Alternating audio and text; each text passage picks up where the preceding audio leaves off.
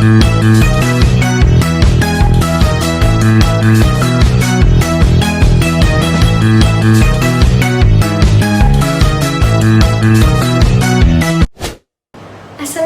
warahmatullahi wabarakatuh.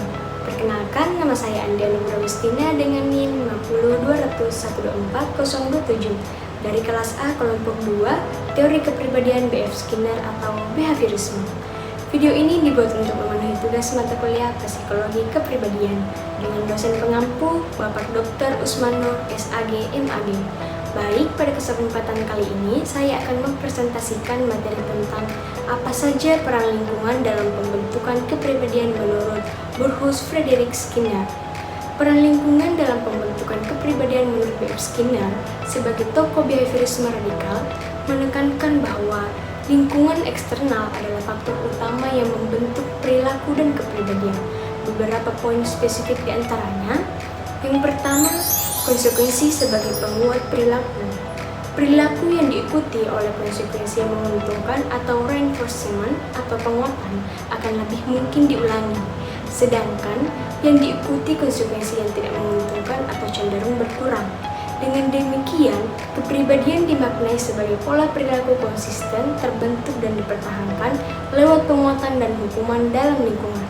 Secara sederhananya, perilaku yang diberi hadiah atau pujian biasanya akan diulang, sedangkan perilaku yang diberi hukuman cenderung ditinggalkan. Dari sinilah terbentuk kebiasaan dan kepribadian. Yang kedua, kontingensi, stimulus, respon, konsekuensi. Skinner melihat bahwa perilaku operan atau operan behavior dikontrol oleh konsekuensi, bukan hanya oleh stimulus langsung atau refleks. Lingkungan menyediakan stimulus diskriminatif yang memberi sinyal kapan perilaku tertentu akan menghasilkan konsekuensi yang spesifik. Pola ini terulang terus, membentuk kebiasaan dan pola kepribadian.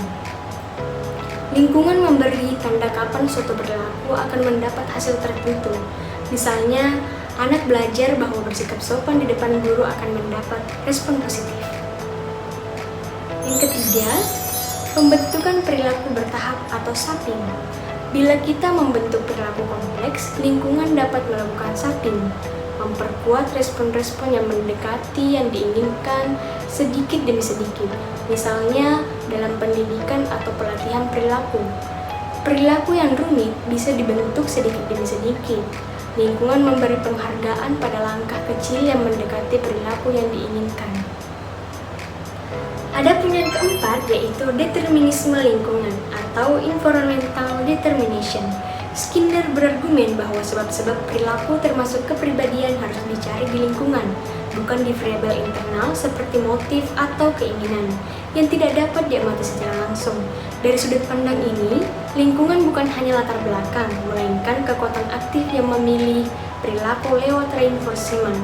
Skinner percaya kepribadian tidak berasal dari bakat dalam diri, tapi dari pengalaman dan reaksi lingkungan terhadap perilaku kita.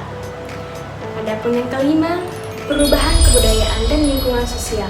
Skinner juga memperluas konsep lingkungan tidak hanya ke lingkungan fisik, tetapi ke budaya, struktur sosial, nilai-nilai moral yang berlaku dalam masyarakat. Lingkungan budaya menetapkan kontingensi mana yang dianggap reinforcing dan mana yang tidak.